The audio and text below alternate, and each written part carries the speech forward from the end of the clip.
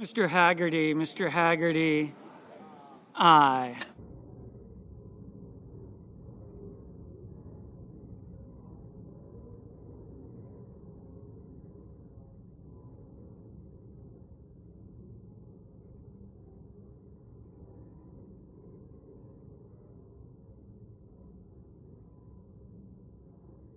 Mr. Lee,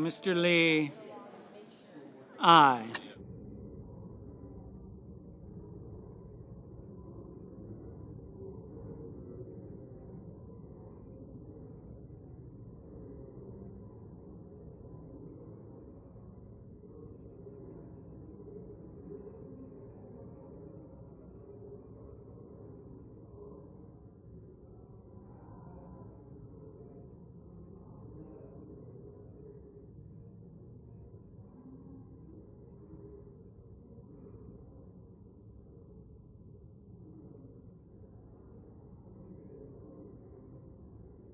Mr.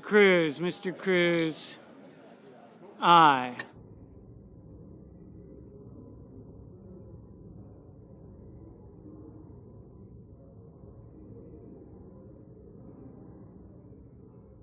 Mr.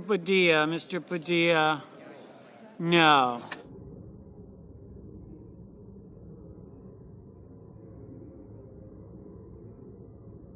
Mr. Young, aye.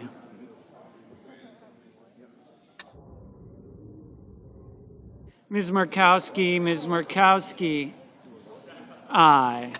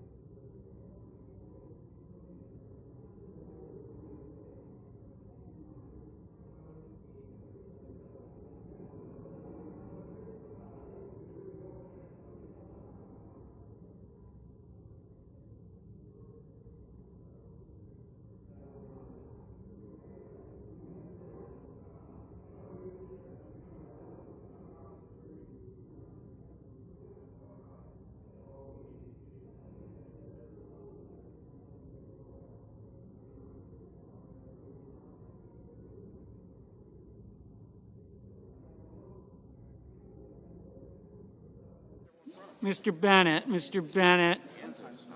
no. If they can find enough state.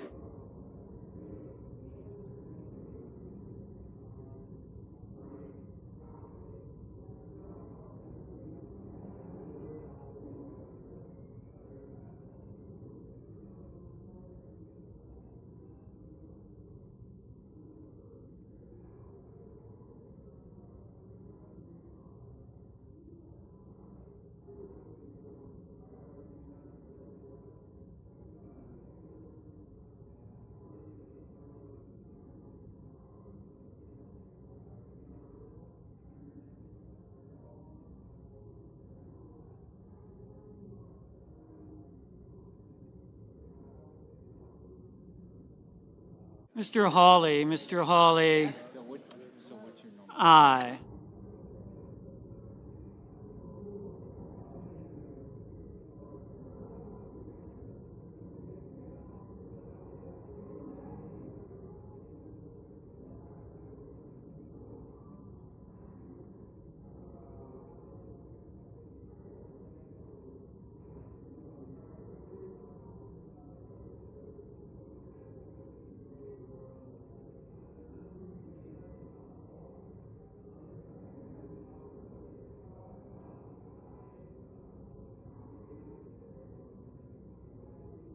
Okay.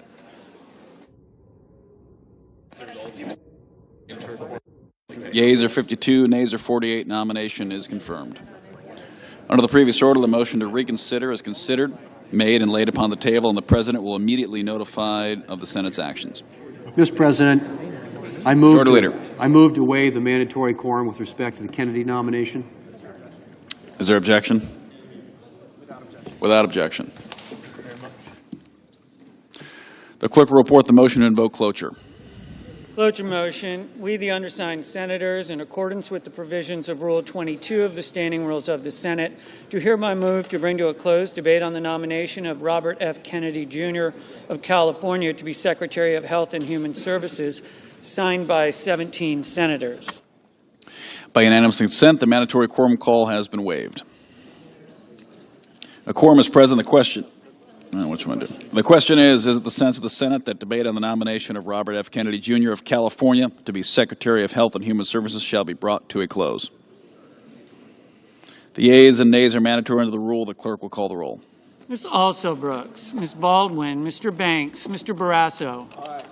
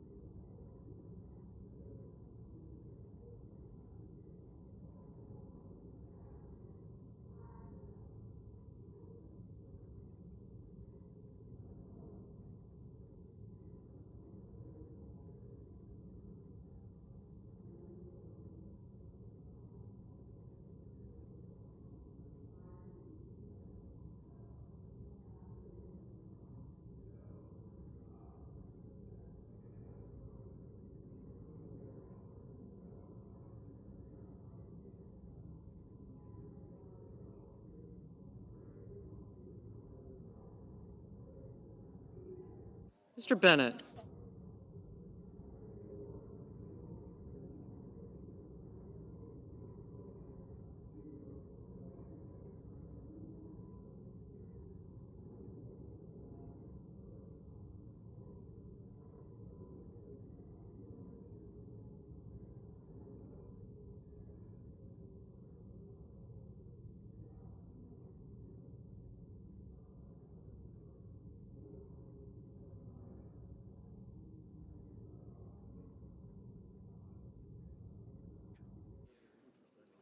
Mrs. Blackburn.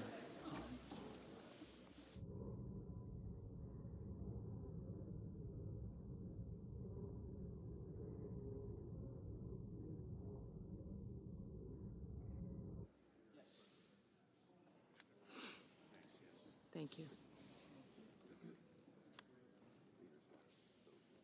Mr. Blumenthal, Ms. Blunt Rochester.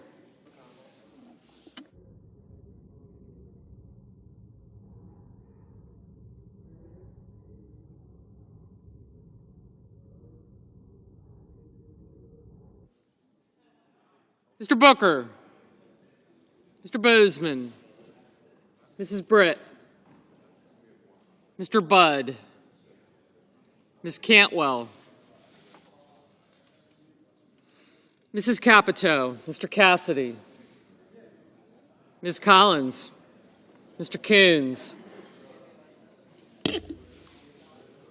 Mr. Cornyn, thank you, Ms. Cortez Masto, Mr. Cotton, Mr. Kramer, Mr. Crapo, Mr. Cruz, Mr. Curtis, Mr. Daines, Ms. Duckworth, Mr. Durbin, Ms. Ernst, Mr. Fetterman, Mrs. Fisher, Mr. Gallego, Mrs. Gillibrand, Mr. Graham, Mr. Grassley,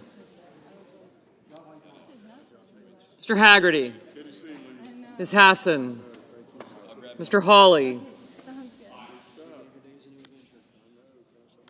Mr. Heinrich, Mr. Hickenlooper, Mr. Ono, Mr. Hoven, Mr. Husted, Mrs. Hyde-Smith. I did not, thank you.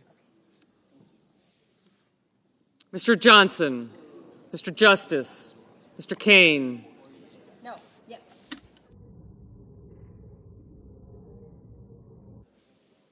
Mr. Kelly, Mr. Kennedy, Mr. Kim, Mr. King, Ms. Klobuchar, Mr. Langford. Thanks.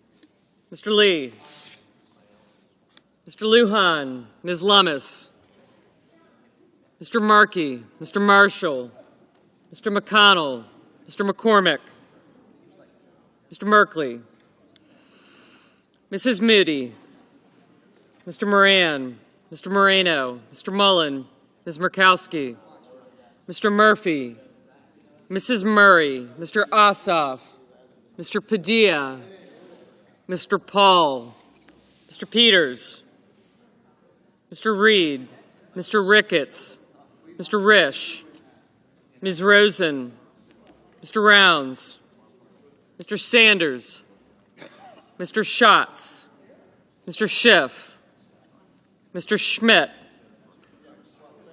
Mr. Schumer, Mr. Scott of Florida, Mr. Scott of South Carolina, Mrs. Shaheen, Mr. Sheehy,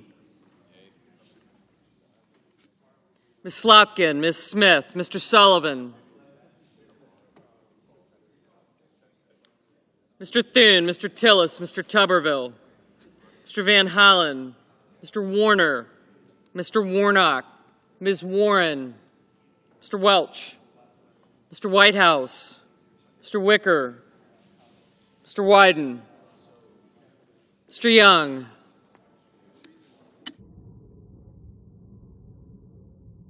Senators voting in the affirmative: Banks, Barrasso, Capito, Kramer, Curtis, Fisher, Haggerty, Hawley, Husted, Justice, Kennedy, Lee, McConnell, McCormick, Moran, Moreno, Mullen, Murkowski, Paul, Ricketts, Scott of Florida, Sheehy, Thune, Tillis, and Tuberville.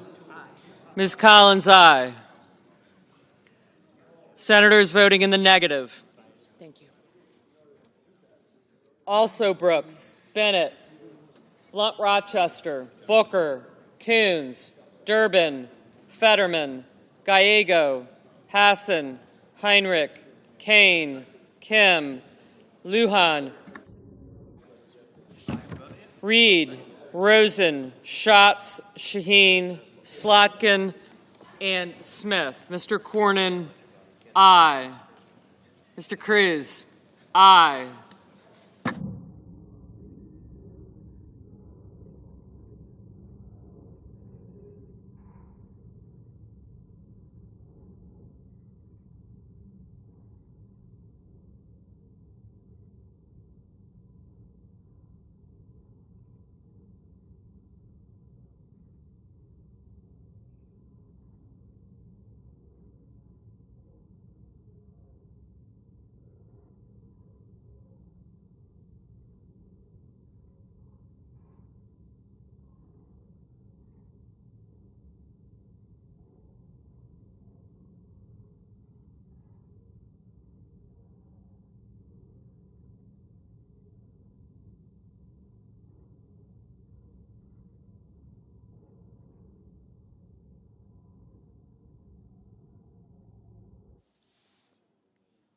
Ms. Duckworth, no.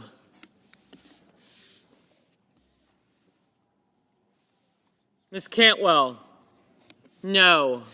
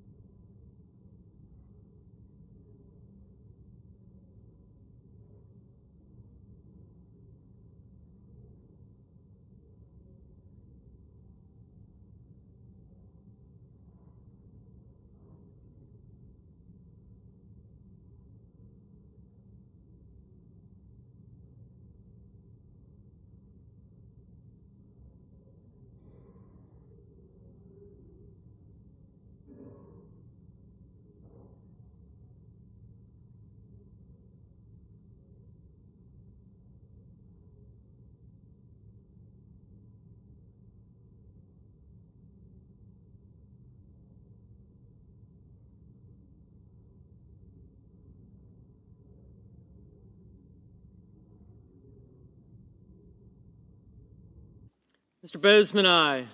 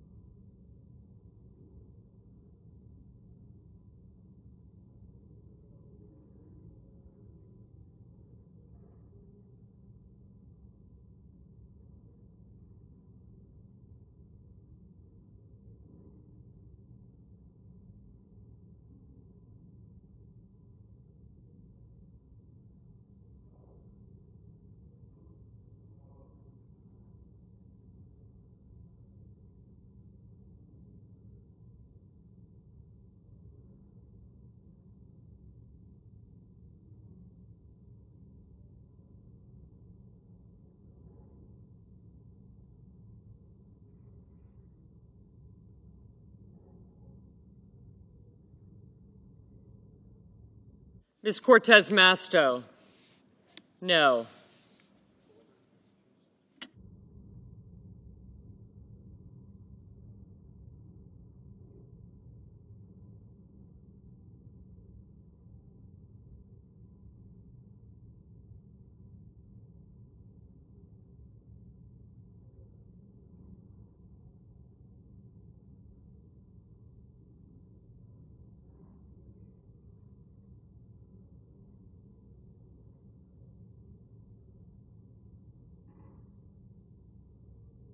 Mr. Peters, no.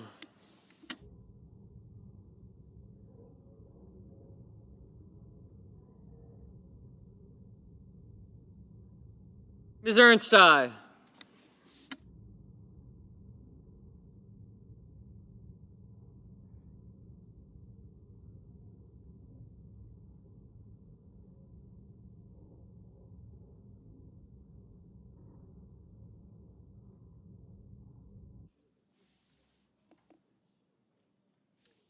Mr. Johnson, aye.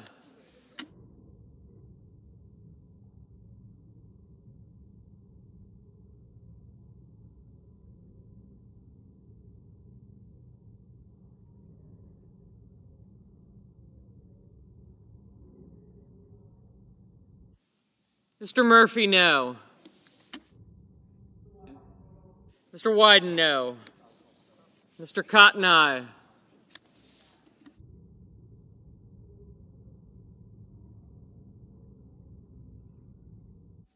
Mr. Crapo, aye.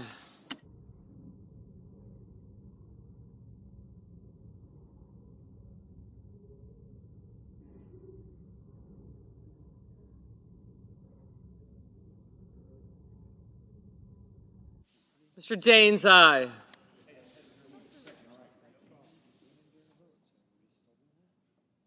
Mr. King, no.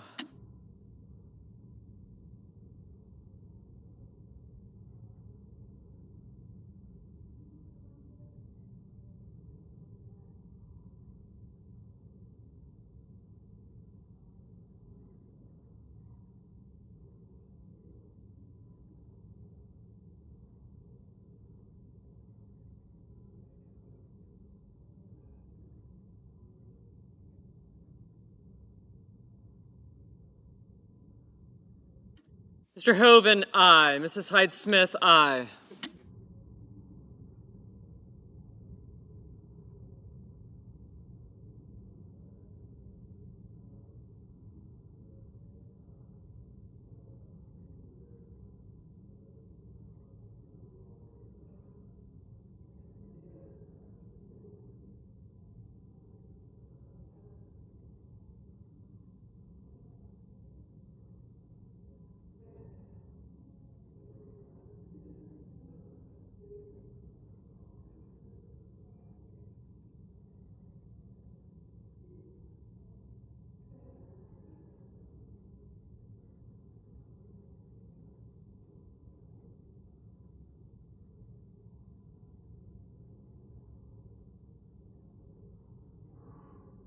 Mrs. Blackburn, aye.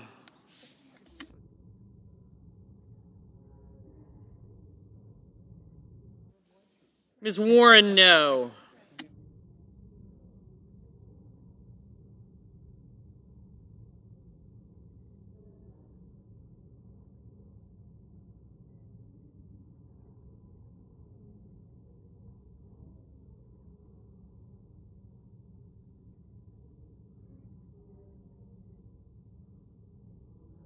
Mrs. Britt, aye.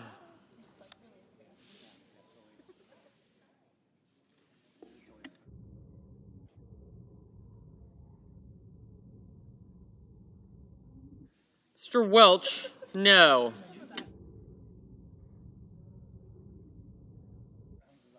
Mr. Rounds, aye.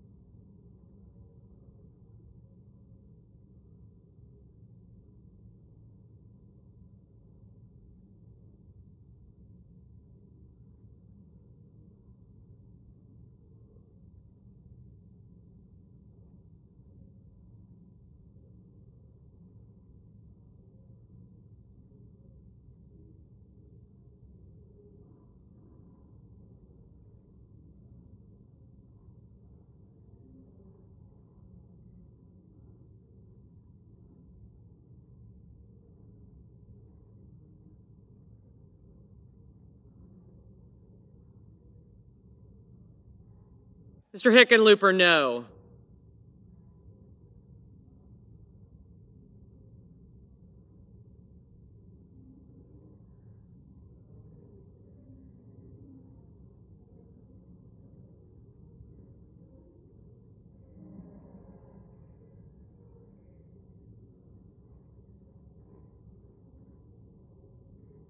Mr. Kelly, no.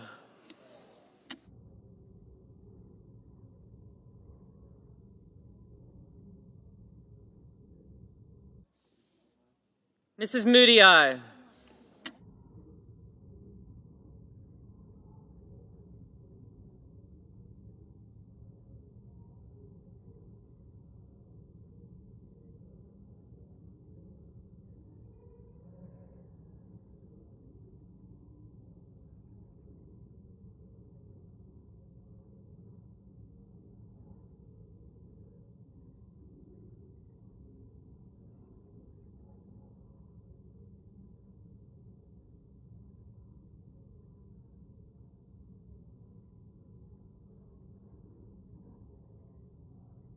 Mr. Langford, aye.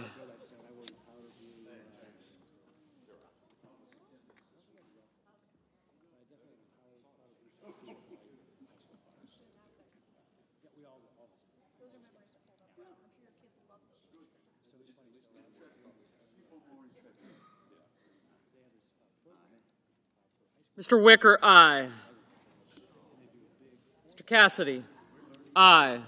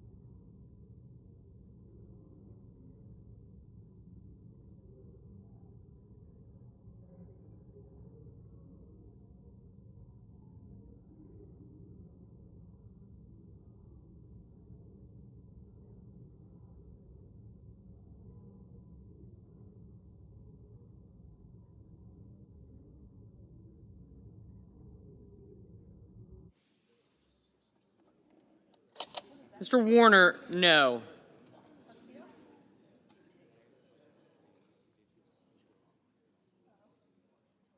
Mr. Sanders, no.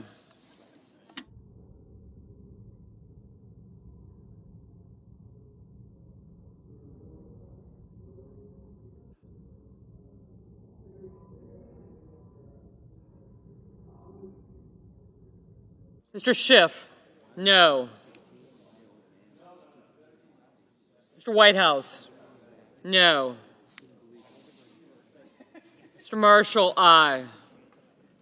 Ms. Baldwin, no.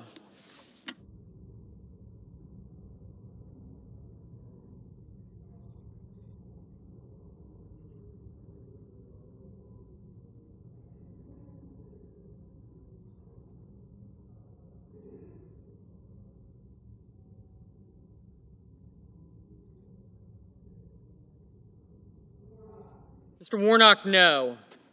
Thank you.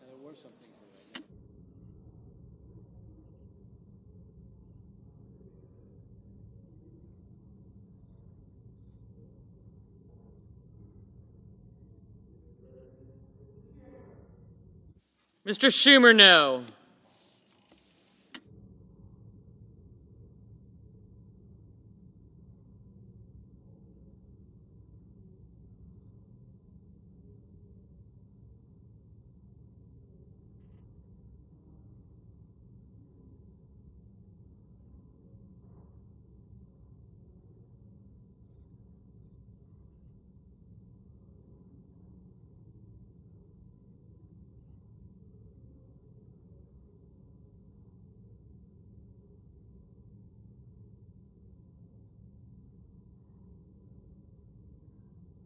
Mrs. Murray, no.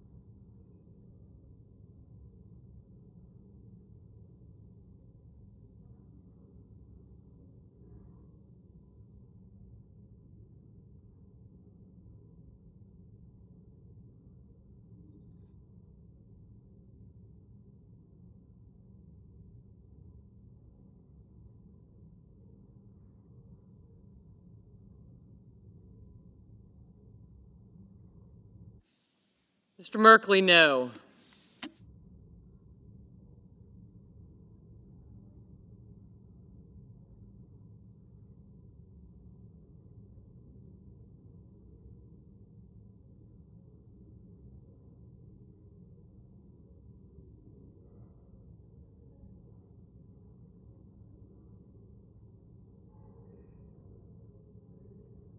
Mr. Graham, aye.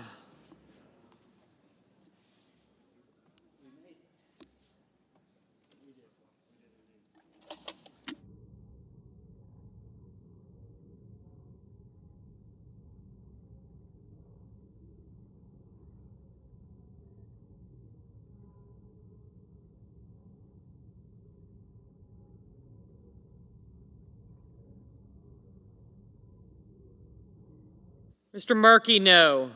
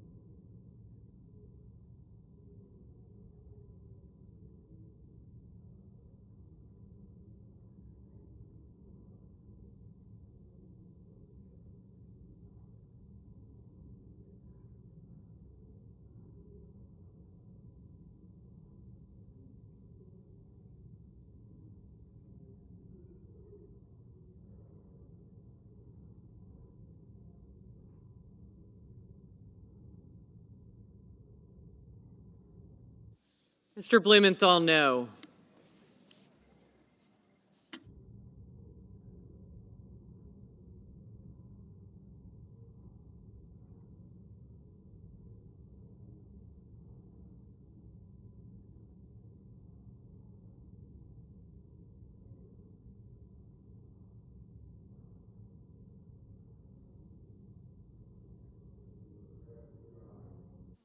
Mr. Grassley, aye.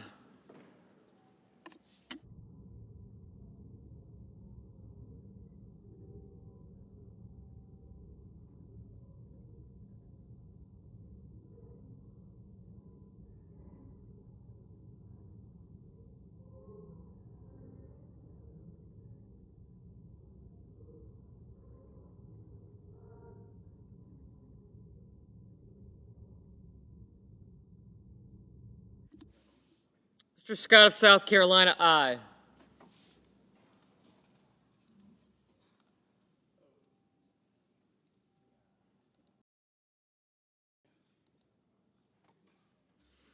Mr. Ossoff, no.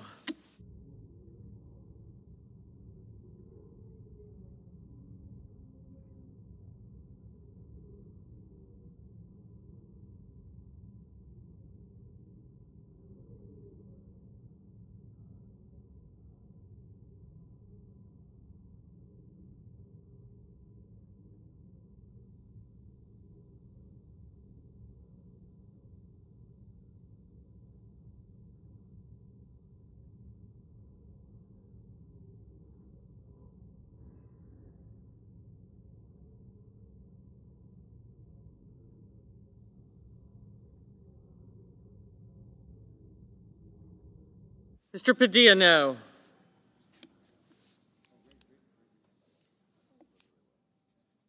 Ms. Klobuchar, no.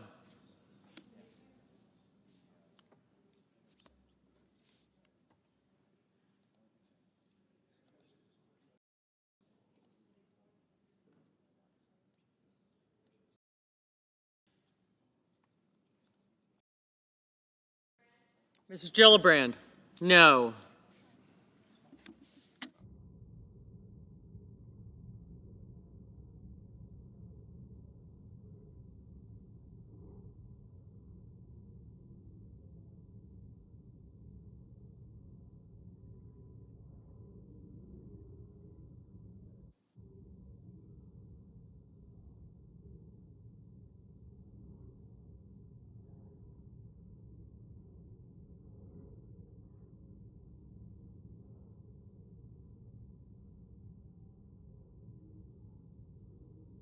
Mr. Risch, aye. Mr. Schmidt, aye.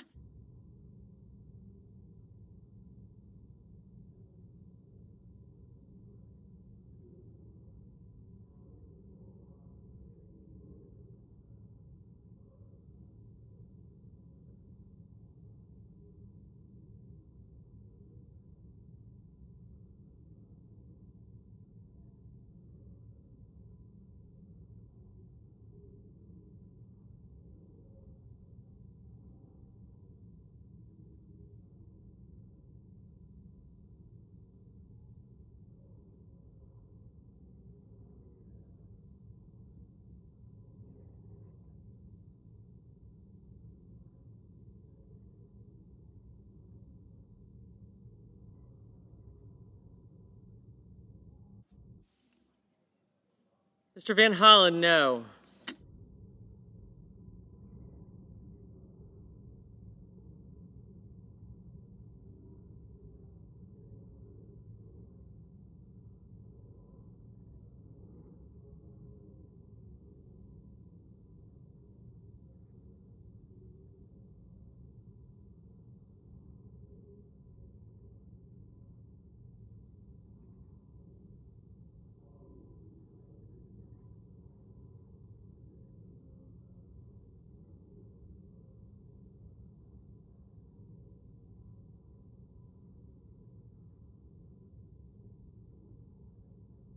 Mr. Budd, aye.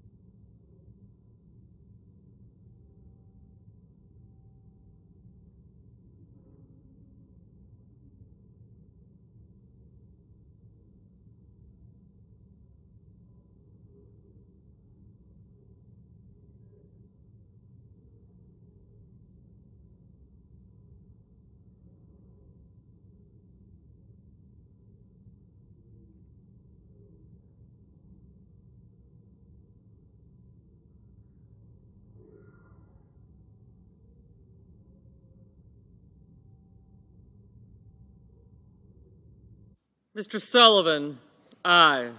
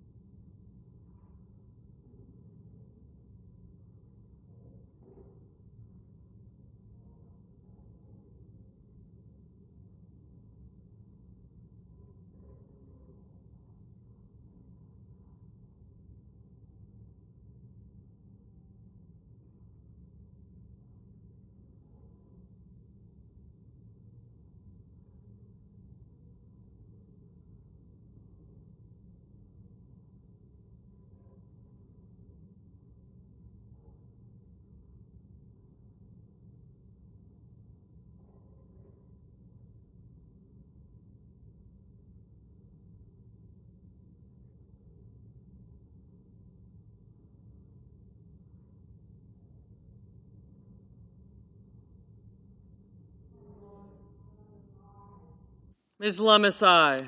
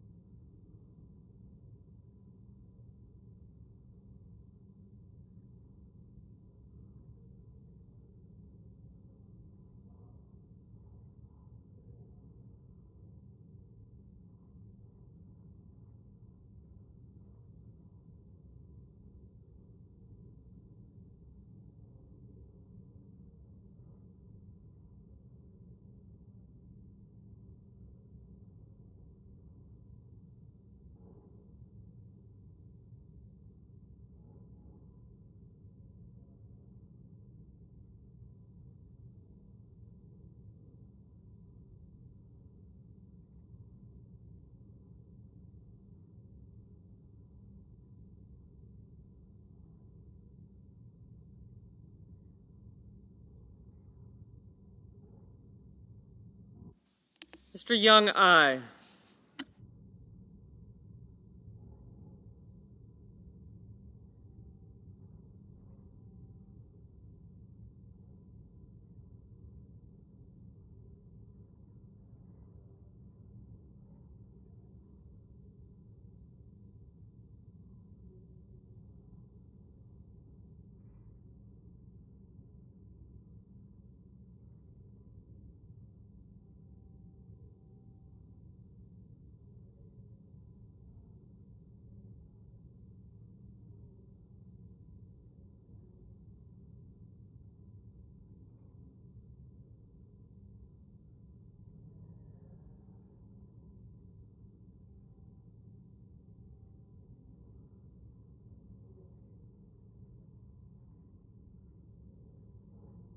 Ms. Hirono, no.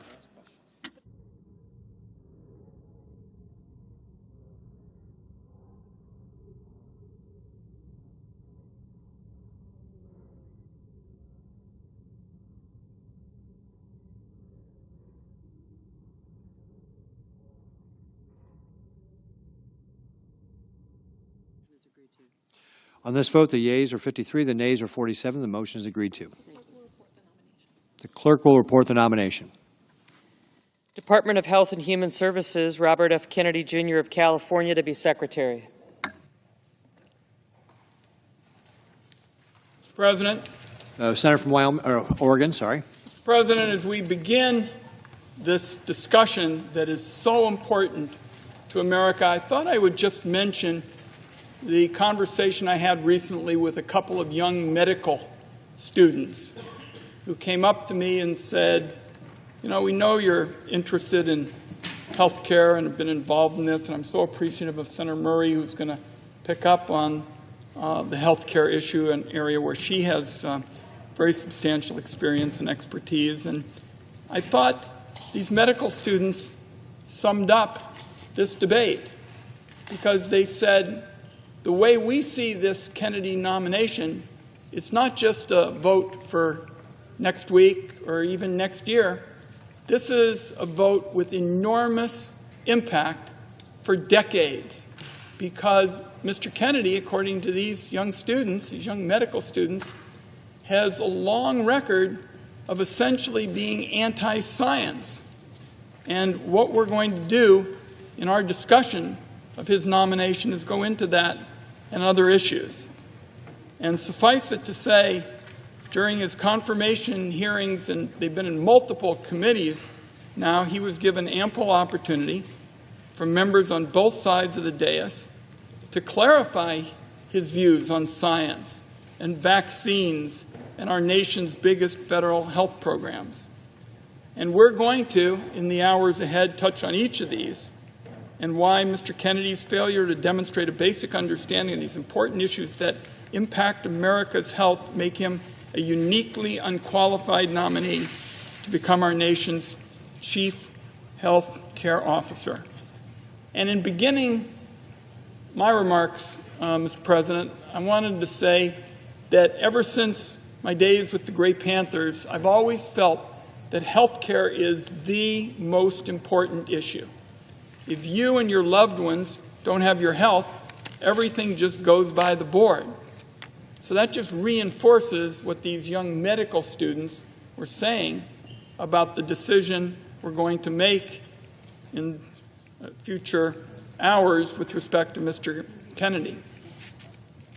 And I'm going to start with perhaps the most dangerous aspect of his long history, and that's his embrace and amplification of vaccine conspiracy theories. He's made a lucrative career out of sowing doubt in the minds of parents when it comes to vaccinating their kids. His, quote, nonprofit, the Children's Health Defense, is solely dedicated to peddling these conspiracies. You can even get merch. There are baby onesies, apparently, that read unvaxxed, unafraid, no vax, no problem. He's been the attorney of record on at least 5 cases against drug companies for their vaccines, which he didn't disclose to ethics officials and refused to answer questions about. He also refused to give up his 10% stake in any settlement agreements, instead passing them off to his son. And he refused to recuse himself from taking any actions that might affect his family's financial interest. A vaccine that has become routine for young people about 20 years ago is involved here, and since then it's successfully cut cervical cancer rates into just a fraction of what they were before the drug came to market. All of this adds up to a future HHS secretary who stands to profit off undermining this vaccine and, as a result, raise cervical cancer rates. To quote my Republican colleague, Senator Cassidy, a physician, Mr. Kennedy is financially vested in finding fault with vaccines. He also played a big role in one of the most deadly measles outbreaks in recent history. In 2019, he traveled to Samoa and used his platform to promote his anti-vax agenda, taking aim at the measles vaccine. The vaccine rate in Samoa plummeted. By 2019, measles had torn through the entire population, making more than 5,700 people sick, and 80 people were killed, most of them young kids. During his confirmation hearing at the Senate Finance Committee, Mr. Kennedy told me, and I quote, "We don't know what was killing them," speaking about those 83 deaths. But just last week, the Director General of the Health of Samoa called this claim by Mr. Kennedy, and I quote here, "a total fabrication." So, Mr. President and colleagues, just put that in your thinking about this consideration. Mr. Kennedy saying that he didn't know what was killing these young people in Samoa, and the Director General of the Health of Samoa called Mr. Kennedy's claim a total fabrication. A recent analysis showed that Mr. Kennedy has made 114 separate appearances in the last 4 years where he took anti-vaccine views or spread misinformation about the efficacy of the vaccines. In 36 of these instances, Mr. Kennedy directly linked vaccines to autism. Instead of providing the committee with clarity or reassurances about his decades-long career peddling of vaccine conspiracies, what did Mr. Kennedy do? He dodged, he weaved, he bobbed, and gave no indication that as Health and Human Services Secretary, he would stand by settled science that surrounds vaccines. As HHS Secretary, Mr. Kennedy would have a huge amount of control over how vaccines are promoted and administered in our country. He could issue orders that discourage doctors from sharing information with parents and patients about life-saving vaccines. He could issue an order that discourages schools from talking about or even requiring vaccines. He could rubber stamp an executive order from Donald Trump that defunds the Centers for Disease Control, which is essentially the agency in charge of getting Americans up-to-date information about vaccines and when to get them. Just imagine you're a parent scrolling on Instagram or listening to a podcast. You hear this gentleman speaking passionately about the danger of vaccines. Maybe you do a bit of research, and lo and behold, you find this is the Secretary of Health and Human Services, America's chief health care guy. You think to yourself, This guy must know what he's talking about. Maybe he's right when he's questioning if vaccines are safe and effective. So the seed of doubt on vaccines gets planted. And then at your kid's next wellness exam, you decide not to get them their next round of vaccinations. A few months later, you're taking them on a trip to Disneyland, say for spring break, where countless other parents like you have heard the same medical advice from the same person, and you too decided against vaccinating your kids. It only takes one of those kids carrying a deadly disease like measles for an outbreak to begin. And pretty soon, after what was supposed to be the spring break trip of your dreams, your kid, sadly, is showing symptoms.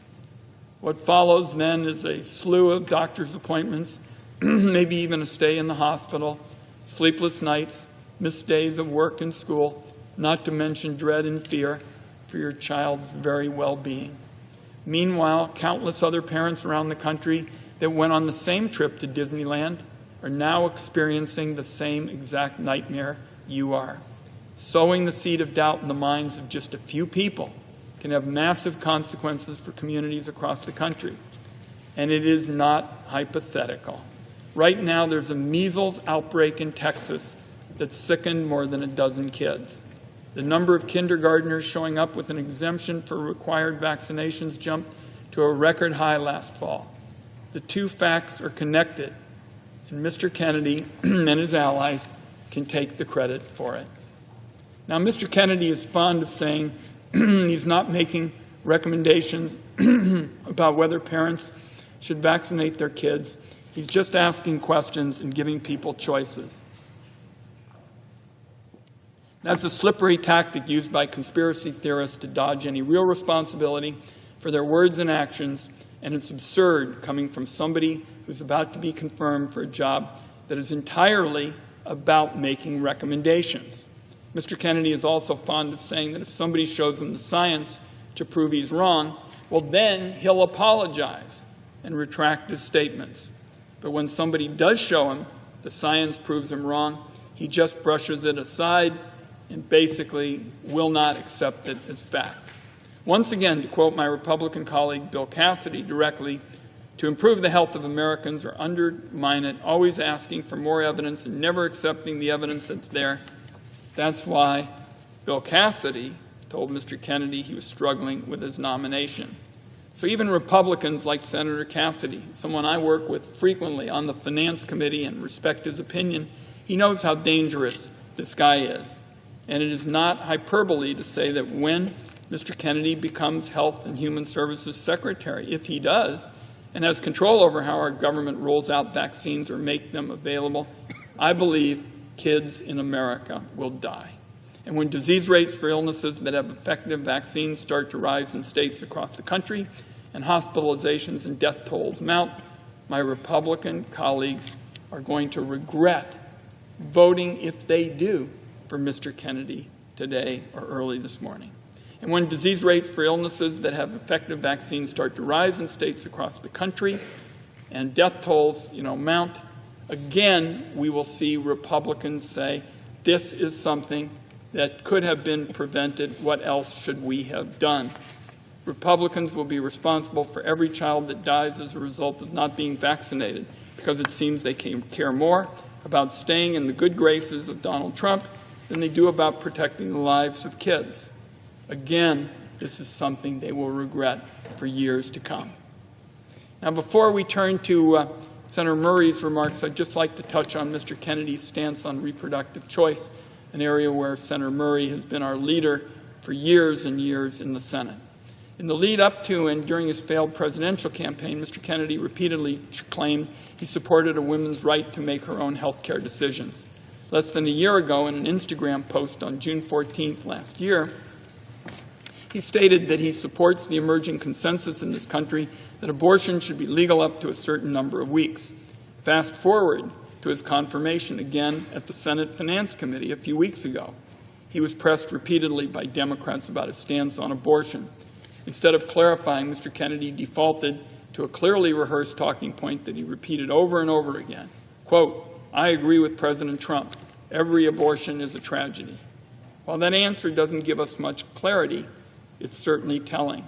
Mr. Kennedy has a long history of changing his stance on health care issue after health care issue to whatever position benefits him at the moment, as long as it earns him power or it earns him a paycheck. As far as I can tell, Mr. Kennedy will believe, or at least pretend to believe, whatever you want him to. He's willing to give up his principles and all of his beliefs that women and mothers are better equipped to make their own health care decisions than politicians. And it's all about, as we've talked about on this floor, staying in Donald Trump's orbit of power. While Mr. Kennedy recites rehearsed talking points on the subject, this is an issue that has had real, deadly consequences for women, as Senator Murray has said again and again. Donald Trump spent his first term packing the Supreme Court with right-wing extremists willing to rip away the reproductive freedoms guaranteed to us under Roe versus Wade. In the wake of the Supreme Court's gutting Roe, millions of women living in red states have had their reproductive freedoms ripped away from them, all due to Donald Trump. In the years since the overturn of Roe, there have been countless headlines about the consequences of these abortion bans. Women bleeding out in parking lots or in emergency rooms because they were denied care. Women becoming infertile and losing their ability to have kids in the future because they couldn't get care. And in the very worst cases, women dying. So it should horrify every American that we don't actually know where Mr. Kennedy stands. The man who could become our nation's chief health care officer, we don't know where he stands on reproductive health, short of perhaps just saying he's a yes man for anything Donald Trump tells him to do.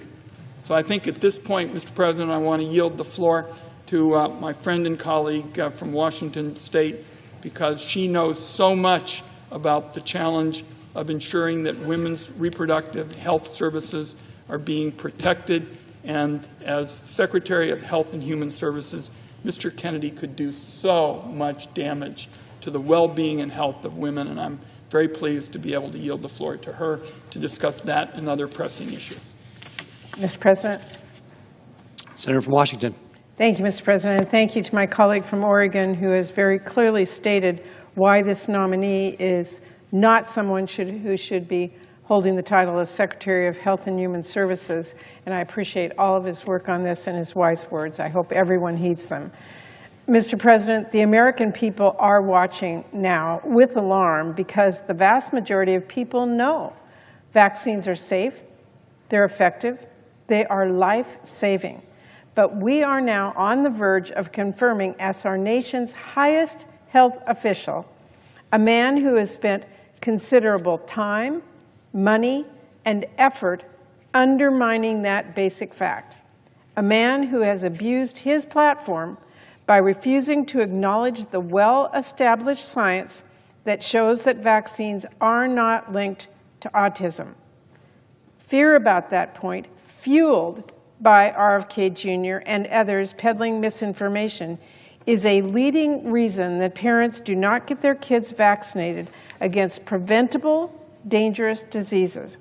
That is why elevating a man like RFK Jr. to lead HHS would be so dangerous. Just giving him any platform to spread vaccine doubt is dangerous. But to give him one of the biggest megaphones in the world, it is truly shameful that we even are debating this. My colleagues should know better. They actually do know better. They are looking the other way.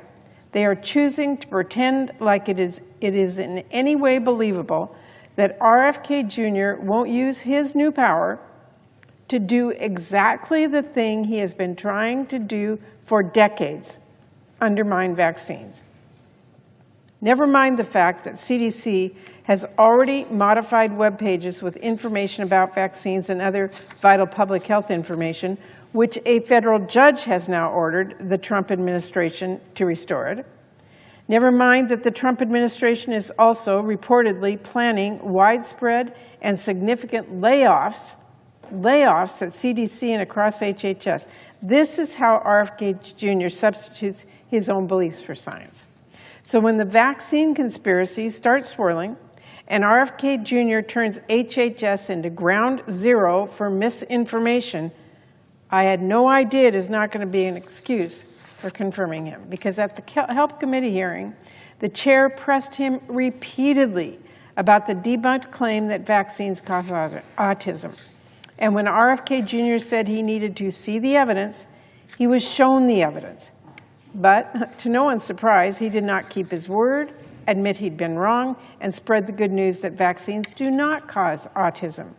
He's had 2 weeks since that hearing to look at the same settled science as everyone else. Crickets. But he won't hesitate to quote the latest anti-vax conspiracy. He's totally up to speed on that front. Are my colleagues really buying this guy will take an impartial look at the science? If you think RFK Jr. will change who he is, you are lying to yourself. He has given no evidence to suggest that and all the evidence in the world to the contrary. Given his long and growing track record, we cannot just pretend if RFK Jr. finally gets power to undermine vaccines, a cause he has dedicated a considerable amount of time and effort to, that he'll just give up. That is not believable. And I know I've been talking a lot about vaccines because it is so obviously alarming. But the responsibility he would have goes far beyond that. So let's break some of this down. Both the ways he could undermine vaccines as HHS Secretary and the other responsibilities that would be at stake. To start with, the CDC is under HHS. That means that the Secretary directly appoints people to CDC's Vaccine Advisory Board. That board is responsible for making recommendations about vaccines, and it is those recommendations that determine whether or not certain vaccines have to be covered by insurance. So simply put, changing those recommendations will change what vaccines millions of Americans, including kids, will be able to get from their healthcare provider. If he is confirmed, there would be nothing stopping RFK Jr. from firing the entire board and replacing them all with vaccine skeptics. After all, he has said many times and in many ways, he thinks CDC is corrupt and bought by pharma, as usual, by the way, without any evidence. RFK Jr. would also oversee the Food and Drug Administration. That is another agency he has repeatedly tried to discredit and attack, where he says he plans to fire hundreds of scientists on day one, and an agency that plays the crucial role of making sure our drugs and our treatments, including vaccines, are safe and effective when we purchase them. Not only would Mr. Kennedy have a key perch from which he would undermine vaccines on a scale like never seen before, he could also use that platform to peddle quack treatments, no basis in science. RFK Jr. would also have jurisdiction over NIH. That alone means influence over billions of dollars in medical research, research that is responsible for a significant portion of our economy, and more importantly, research that patients are desperately hoping will help them find cures. But RFK Jr. could redirect those funds to promote his favorite pet conspiracies instead of promising cures. Or he could make good on his plan to fire hundreds of researchers and pause infectious disease research for 8 years. It should go without saying, viruses aren't going to take a break. And here's the thing, the attacks on medical research are now already happening under Trump. From his day one executive orders, President Trump has already been threatening medical research. Suddenly, all of our grants are at risk because they are looking at addressing barriers to care or understanding why Black and Native American women have higher maternal death rates. And now President Trump also is trying to illegally, arbitrarily, and suddenly change NIH guidelines to set an unrealistic low cap on indirect cost rates. That will mean researchers laid off, studies canceled, including life-saving clinical trials, and kids not able to get the treatment they need. All because President Trump and Elon Musk don't seem to understand how we actually fund important research. and couldn't even be bothered to find out before taking an axe to our medical research labs. At a time when life-saving research like this is already under attack from President and the richest man in the world, no one who truly values medical research should vote to install one of the biggest attackers of medical science as the Secretary of Health and Human Services. Mr. President, insurance is another huge portfolio for HHS. Last time Trump was in office, we saw millions of people lose their health care coverage. The uninsured rate went up after years of hard-won progress. And we all know he still wants to rip up the Affordable Care Act, which will drive up costs and kick people off their coverage. There's no reason to think Mr. Kennedy will stand up to that effort. Indeed, there is no reason to think he has the experience and understanding of the system to actually do so. During his committee hearings, RFK Jr. confused Medicare and Medicaid. This is basic stuff. He failed to describe the components of Medicare. And yes, Mr. President, I do absolutely have to talk about abortion care. This is of grave importance right now. In his hearings, not only did RFK Jr. confess to having no real understanding of EMTALA, that is a law which requires patients have access to life-saving emergency care, including, in some cases, abortion care. He also showed that he will be totally open to Republicans' fact-free efforts to rip away access to medication abortion. Like so many other issues that RFK Jr. is simply wrong about, the science on that has been settled for many years now. Mr. Kennedy made clear, though, he's very open to revisiting access to the abortion pill based on a Republican argument against the science that basically boils down to nah. Putting up barriers to accessing the abortion pill or ripping it off the market completely, as Republicans have made very clear they want to do, would be absolutely devastating. And let's not forget about pandemic threats. The lies that RFK Jr. spread during the last pandemic already make clear he is not the man to do this job. But if that weren't enough, when there was a pandemic threat response planning session for this new administration, he skipped it. He didn't go. It would be almost comical if this wasn't so serious. Mr. President, everywhere you look, everything about this nominee is so concerning. We cannot take this man at his word, something he has changed and gone back and forth on time and time again. But we can take him on his record, which is that he has consistently undermined vaccine confidence. And by the way, note, he profited from that. And we can take the threat of what he might do seriously, especially given the alarming things that are already happening.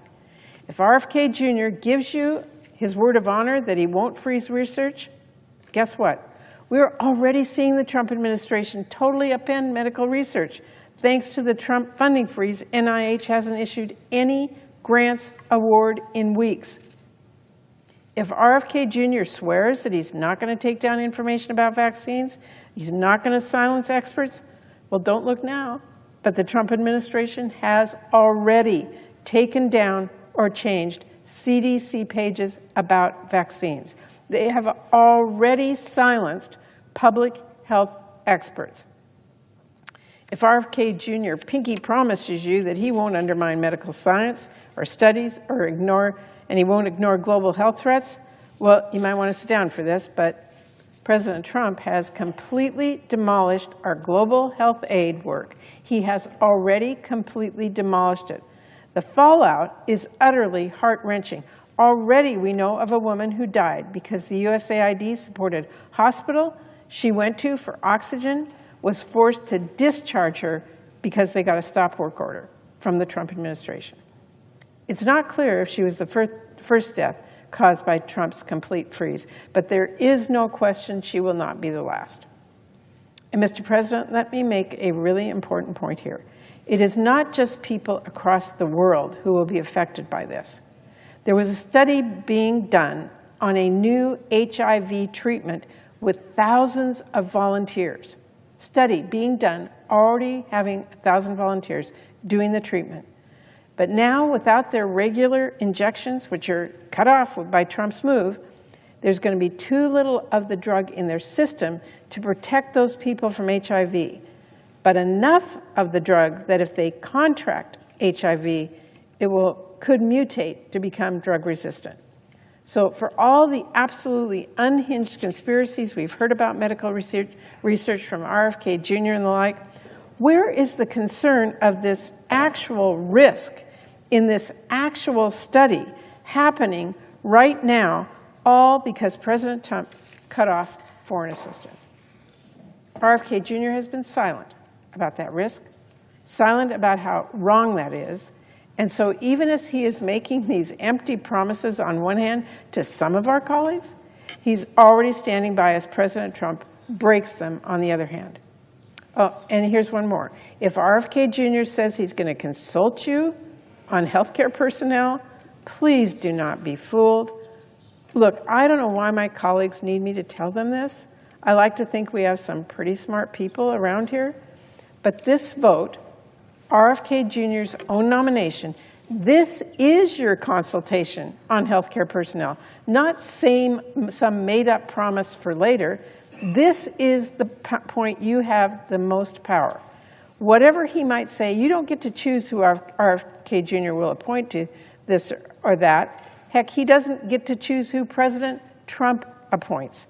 The decision you get to make, all of us on this floor get to make, is the decision before us right now. You get to choose who you vote to confirm, and you will have to live with that decision. And if you ignore the warning signs and confirm RFK Jr., then when the wheels fall off the wagon, you may try to tell yourself you were lied to, but you knew who you were dealing with. You knew who you were dealing with. You knew what he said before and what he has refused to say. You had all the knowledge you needed to do the right thing. I cannot tell my colleagues enough, this is not a game. This is not a political role without consequence. The health secretary has real power over whether Americans can get basic information and care that impacts whether they live or die. As I have tried to drive home throughout this process, vaccines save lives. That is not a question. It is not a slogan. It is a fact. If when parents look to you, worried about their newborn, wanting to do what is best for their baby, and trusting your advice as a public health leader, if you cannot tell them the same truth that centuries of science and experience tells us, which is that vaccines are safe and effective and life-saving, then you have absolutely no business leading the Department of Health and Human Services, none. And so just as I did at the hearing, I want to warn all of my colleagues, by merely voting to confirm Mr. Kennedy, we would be telling our constituents he's worth listening to on vaccines. That alone will get people killed before he even lifts a finger, because he does not even need the levers of power to get people killed. All he needs is that megaphone. To affirm his views by voting to confirm him as our highest health official, let's not mince words about what that will mean. When babies die from whooping cough because parents weren't sure if the vaccine was safe, will you be able to look them in the eye? When the flu sweeps our nursing homes, when measles sweep through our communities, will it be worth it? Mr. President, I will end on this. I'm sure there are plenty of members who know perfectly well just how dangerous it would be to confirm RFK Jr. They don't need to hear it from me. In fact, some of them even know the danger better than I do. But here's what I do know. Conscience is a muscle. Courage is a muscle. The less you use them, the more they fade away. So if my colleagues are feeling the pressure from President Trump, or if they're feeling the weight of the richest man in the world on their backs on this vote, I would warn them. This will certainly not be the last test we face here in the Senate. Giving into this pressure now won't make it go away. It won't soften the pressure you face later, and it will not strengthen your resolve when the stakes are higher. It will just show pressure works. If you do not draw a line somewhere, you will cross every line you could ever imagine. You will be pushed further and further into accepting things you thought you never would, things you thought you never could. I think most of my colleagues know what really is at stake here. I think most of my colleagues know what sort of man RFK Jr. is and what sort of damage he could do if he's confirmed. There are political realities. We all get that. But there is also right and wrong. There's fact and fiction. There's people staying healthy and people dying pointlessly, kids dying pointlessly from diseases that we can prevent because they thought Congress took its job vetting our health care secretary seriously. So, Mr. President, I urge my colleagues to show some courage. I urge them to show some conscience. I urge them to vote no on RFK Jr.'s nomination.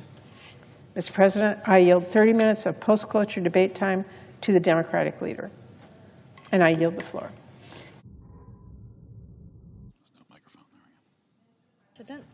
Senator from Tennessee. Thank you, Mr. President.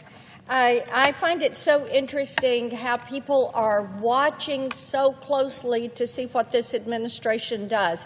And I've been so pleased to see that the polling shows by an overwhelming amount 70% of the American people agree with how President Donald Trump is carrying out his job, getting things done for the American people, things that they voted to see done. And he is keeping those promises. Now, when we look at the issue of illegal immigration, we see that in his first weeks back in office, what he has done at the top of his to-do list has been to take action to secure this border. The numbers that we are seeing, how they have dropped with the number of encounters, with the number of gotaways, this is encouraging. The message is out there. The U.S. is going to protect and defend its sovereignty. We are going to protect and defend our people. That is important, and we are seeing it. Now, the president has taken some executive actions that have yielded results.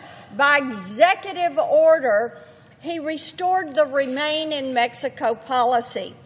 He restarted the border wall construction, which, by the way, Mr. President, this is something the Border Patrol has told us not for just a few years, but for decades.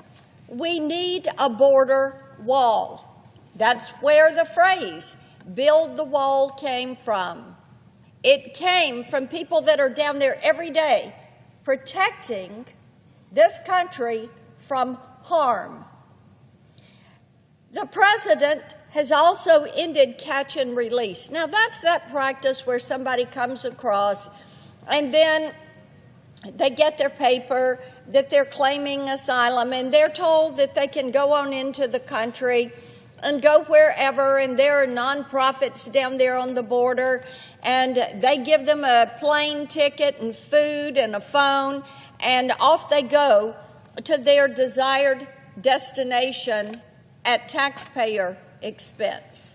So that has ended. The president has also sent troops to the southern border, and thank goodness we are seeing these deportations of criminal illegal aliens taking place.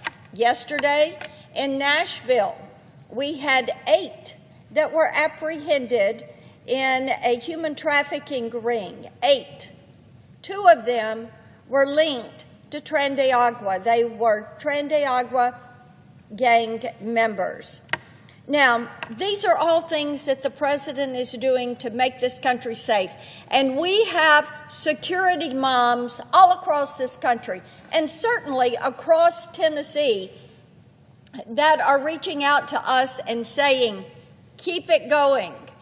Deport those that are criminally in this country. Let's carry this out. We're seeing such good results. In operations across the country, ICE, which is Immigration and Customs Enforcement, has arrested 11,000 criminal illegal aliens including many violent offenders and gang members. Since Inauguration Day, migrant encounters at the southern border have reportedly dropped 87%. As I said, Mr. President, we are seeing results. We know that for years, former President Biden allowed more than 10 million illegal aliens to enter the country, including tens of thousands of convicted criminals and more than 1.7 million known gotaways. And for 4 years, Tennesseans and Americans across the country have suffered the tragic consequences, including rampant migrant crime. Recently, our Tennessee District Attorneys General Conference released a report documenting the widespread migrant crime in our state during the final months of the Biden administration. Now, the report confirms what we already know, that during the Biden years, every town was a border town, every state was a border state. So our Tennessee District Attorneys General took the last 3 months of 2024 and they said, let's look at what is happening in these last 3 months and see how this has escalated. Now, of course, we know that under Joe Biden, violent crime rose 43% his first year that he was in office. And what we saw from the District Attorney General's report, that there were in 3 months, now this is a 3-month number, there were 2,719 reports of illegal aliens being charged or convicted of 3,854 offenses in the state of Tennessee. Among them, the most common offense was driving under the influence. There were 654 arrests of those illegally in the country driving under the influence. These offenses accounted for more than 13% of all DUI arrests across the entire state. And this problem is a big reason why last year my Republican colleagues and I introduced the Protect Our Communities from DUIs Act. This bill would automatically deport any illegal alien who is charged with driving under the influence. Mr. President, as I have gone across our state, in each of our 95 counties, which I visit every year, into each of these counties, I have heard from law enforcement, from police chiefs, from sheriffs, that these DUIs are such an incredible problem, and the number that are committed by those illegally in the country.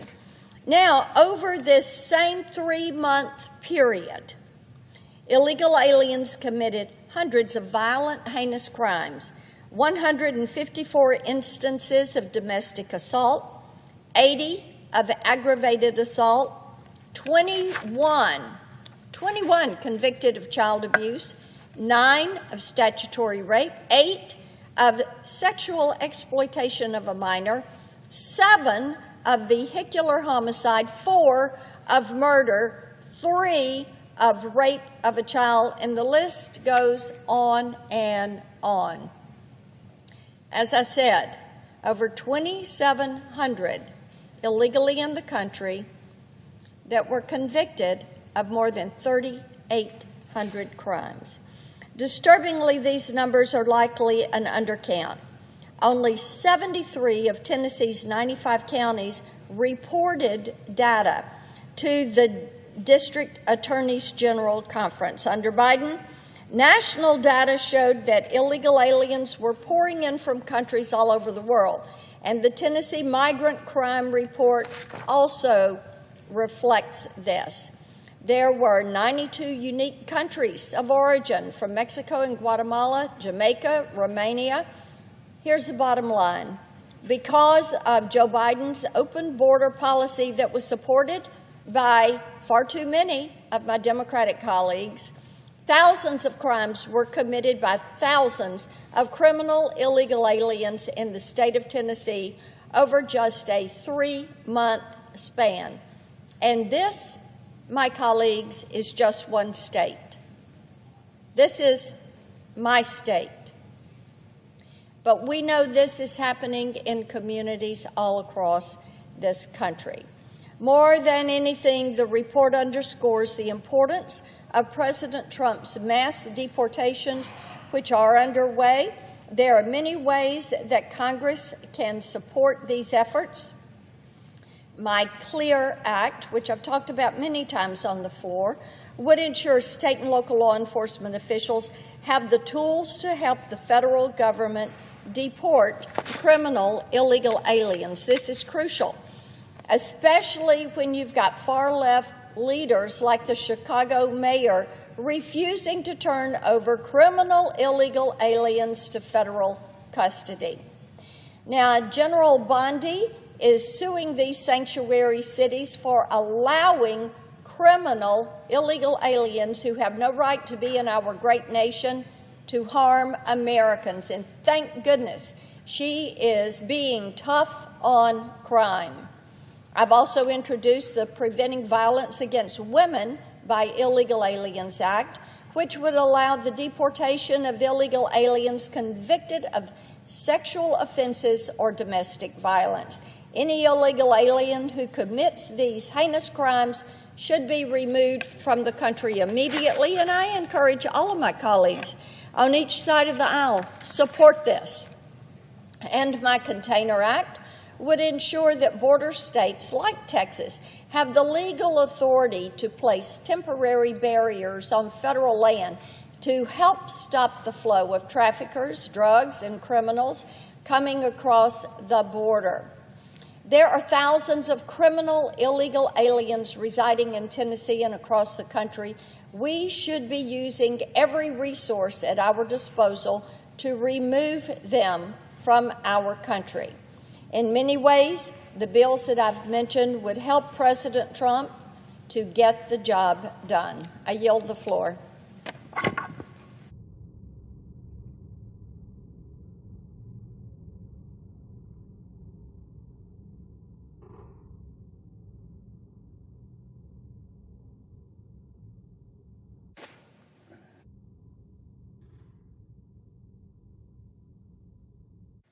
Mr. President, Senator from Hawaii. it is not often that the stakes of a vote to confirm a cabinet nominee are this high. But tomorrow, when we vote on the nomination of RFK Jr. to be the Secretary of the Department of Health and Human Services, the stakes will be life and death. Mr. Kennedy, in his words, but more importantly in his actions, has proven over and over again that he is a unique danger to society. But he's on the edge of becoming the country's top health leader with the power to unleash bygone diseases and undermine trust in science for generations to come. For the first time ever, we will have a health secretary who has actively helped to cause outbreaks instead of to contain them. We'll have someone in charge of medical research who's taken every opportunity to undermine science instead of promoting it.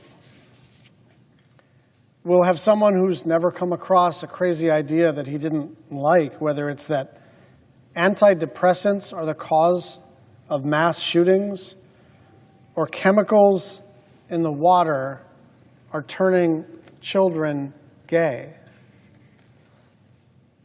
This is the Secretary of the Health and Human Services Department. Those two things right there should be immediately disqualifying. This should be 100-0.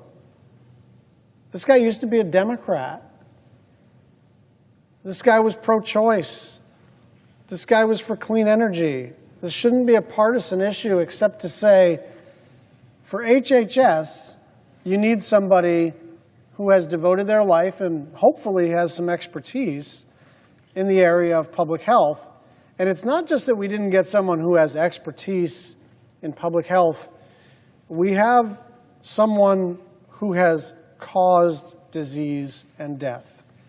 And I say those words with precision. I understand that both sides of the aisle are prone to exaggerating their case and being apocalyptic when we describe a pending vote. I've been here for a while, and everything is always the most important vote that we will ever cast. And I don't know if this is the most important vote we'll ever cast. I do think, gosh, I hope I'm wrong. I really do hope I'm wrong. But I do think this is likely the cabinet secretary vote that is likely to age the most poorly, because this person has the potential to actually cause diseases like rubella, like mumps, like measles, like polio, that have been gone for many generations, because we have a vaccine regime.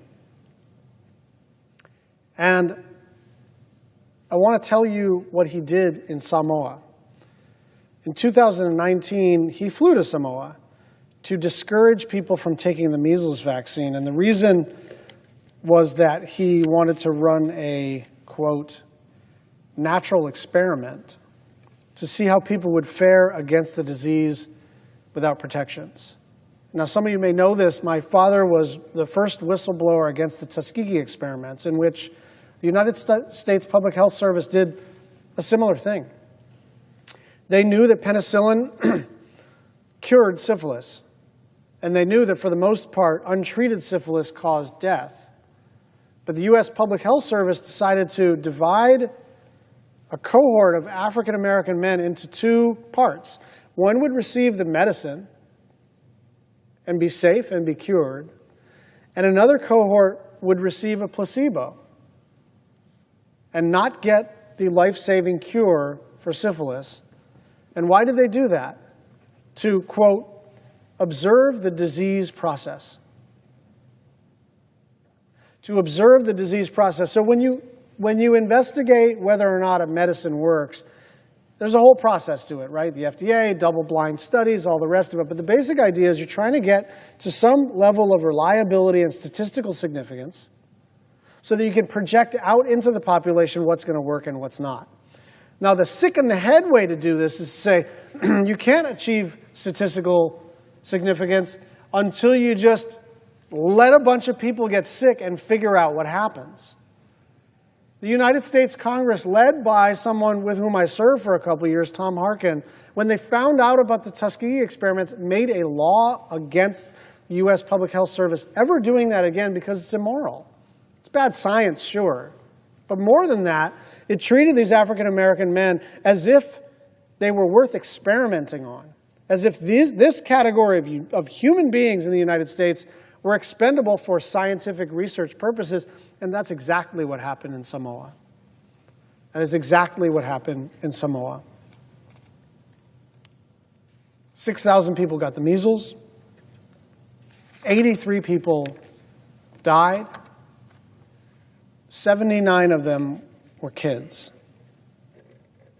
It is so chilling to contemplate the idea that someone as recognizable as a Kennedy would fly across an ocean to a small developing country and basically tell everybody, be afraid of this life-saving medicine.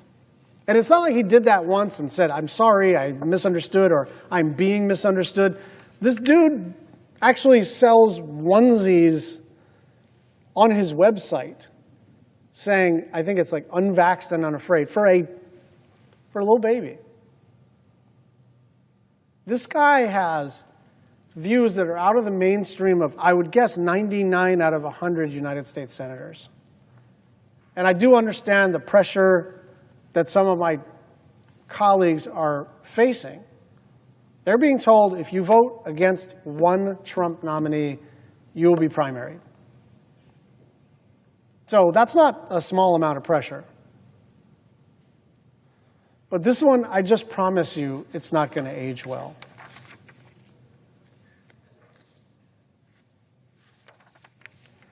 Some of my colleagues are expressing reservations in private.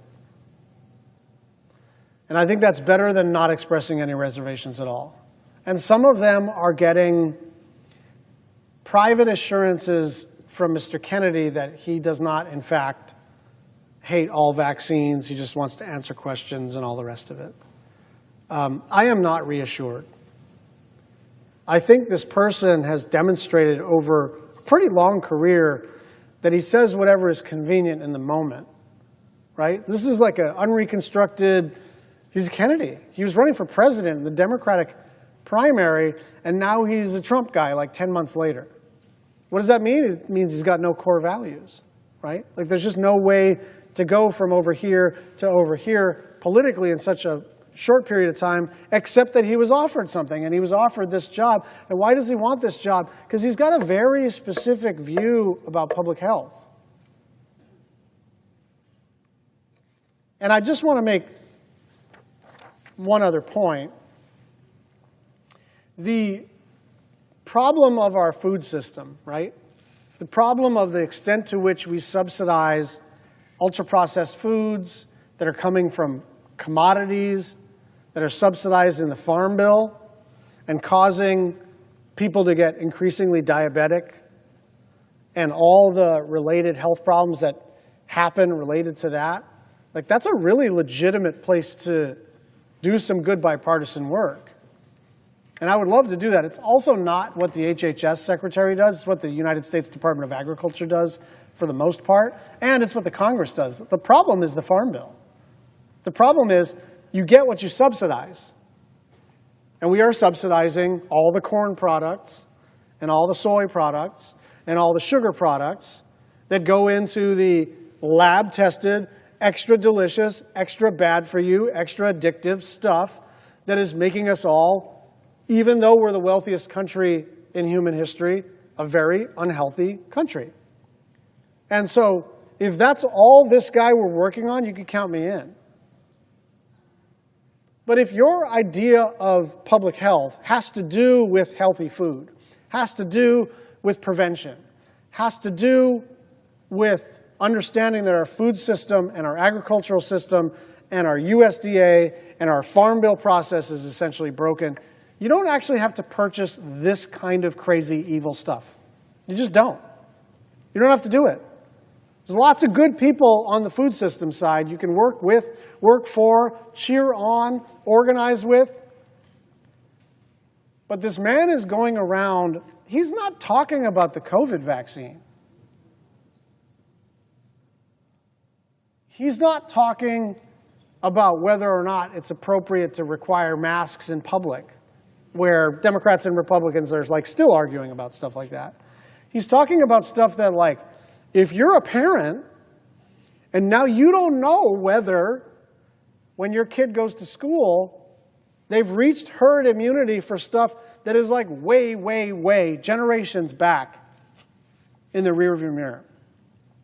And so I don't know if this is going to mark one of the most important public health moments in American history, but I can't think of another time where we actually have the technology, we have the medicine, we have the science, we have the distribution system, we have the public infrastructure to keep people safe. And we just decide by a vote of 53 to 47 to make people unsafe. So Secretary of Defense, DNI, all these are important. Treasury, every cabinet position is important. It's going to be a little more challenging to know whether your vote is vindicated in the sweep of history. I think this guy is going to age very poorly in the job because I think we are going to see bad public health outcomes very, very shortly. This really is a matter of life and death. And I understand. What I have learned over the last 10 days is if Republicans are going to display courage, it's not going to be on the cabinet. There are a few that have voted, not with their party. But for the most part, like, they're in line, and Trump is going to get his cabinet. But let this be a marker for everybody. Let today be a marker for everybody. Even if you voted for Trump, if you didn't vote for Trump, if you're not a voter, it doesn't matter. If you think it's a good idea to leave all of these diseases in the rearview mirror, then this is a very, very bad person to have running the Department of Health and Human Services. I yield the floor.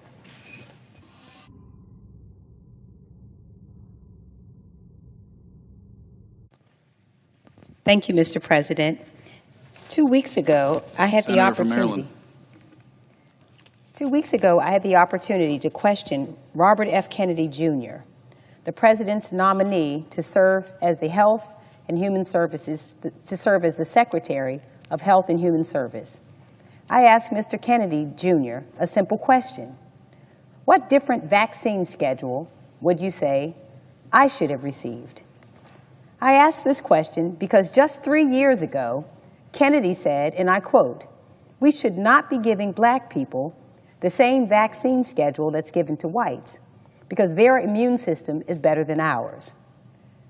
When I asked him this question, Mr. Kennedy referenced a study by Poland, a study he assured me, and not just me, but also my colleagues on both sides of the aisle and the American people watching, that this study asserted that indeed certain races required a different vaccine schedule.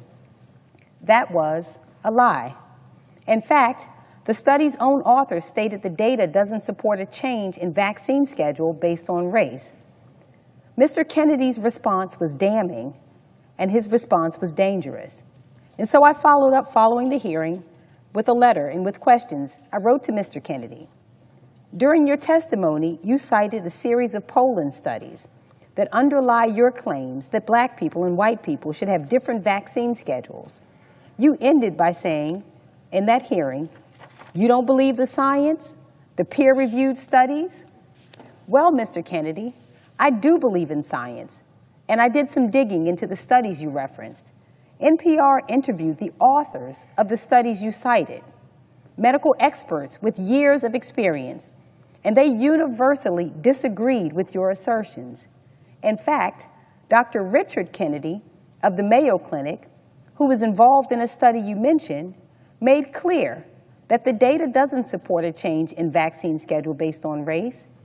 Dr. Kennedy also stated that your suggestion would be, quote, twisting the data far beyond what the studies actually demonstrate. Dr. Gregory Poland, who you mentioned by name during the hearing as doing research supportive of your claim, told NPR that his team, quote, found no evidence of increased vaccine side effects, and that any claim of increased vulnerability among African Americans who received the rubella vaccine is, quote, simply not supported by either this study or the science. NPR quoted Dr. Carlos Del Rio of Emory University as saying that your conclusion was, quote, taking it to a very unsafe place because black children already have lower vaccination rates than their peers. That is why I said your claims on this issue were dangerous. I have to ask you, Mr. Kennedy, do you still believe that black and white individuals should have different vaccination schedules? Now, you should think that the man who wants to serve as the Secretary of Health and Human Services, the man who wants to be tasked with the mission of HHS, which is improving the health, safety, and well-being of America, would provide a thoughtful and nuanced response. It was anything but. Because let's be clear, Mr. Kennedy is not a doctor, he is not a scientist. In fact, his only tangential connection to the world of health and science is decades-long activism questioning the efficacy and safety of vaccines. Maybe I shouldn't have been surprised at his curt and dismissive response. Mr. Kennedy wrote, "If confirmed, I will do nothing as HHS Secretary that makes it difficult or discourages people from taking the vaccines, but instead seek transparency in these products." Yet another lie. Mr. Kennedy's life story is one riddled with quackery and laden with conspiracy theories. I quote him when he said, "There's no vaccine that is safe and effective." I quote, "None of the childhood vaccines have ever been studied." He also said, I quote, "They get the shot, That night, they have a fever of 103. They go to sleep, and 3 months later, their brain is gone.